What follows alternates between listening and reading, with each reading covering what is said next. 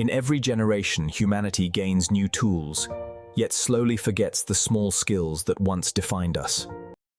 Young people today write by hand, 90% slower than in 1990, and barely notice the change. Each handwritten word now feels heavier as technology replaces the natural rhythm of human motion and focus. Only 17% of young people can read paper maps without digital guidance today.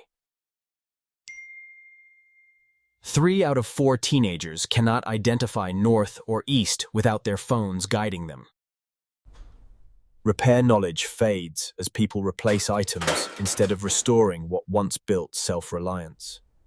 Hands built to mend now swipe to buy, trading patience and pride for effortless convenience.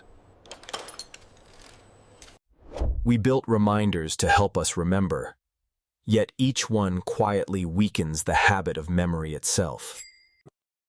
We outsource our memories to machines, forgetting that remembering was once an act of feeling. Orientation once came from instinct, but now follows invisible routes drawn by satellites above us.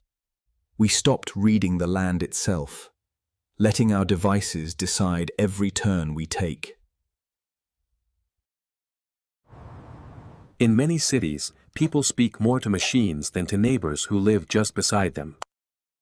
Every vanishing skill leaves a silence, and within that silence we hear what humanity forgets.